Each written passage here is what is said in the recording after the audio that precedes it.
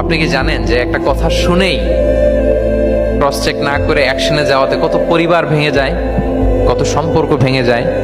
আমাদের মধ্যে এই প্রবণতা আছে। আপনার ছেলের ব্যাপারে একজন একটা কথা বললো, এসে ছেলের মারপিট, জিজ্ঞেস করেন না এটা।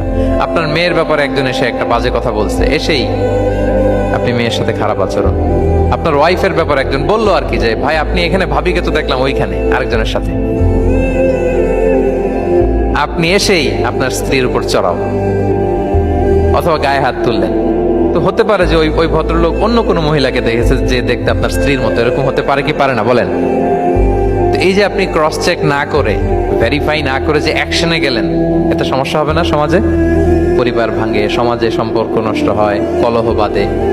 এই জন্য আল্লাহ তাআলা বলেন যে সোসাইটিটাকে যদি পিসফুল করতে চাও, ইদা জাআকুম ফাসিকুম বিনাবাইন ফাতাবায়ানু, নিউজ আসলেই বিশ্বাস করো না, you have to cross check.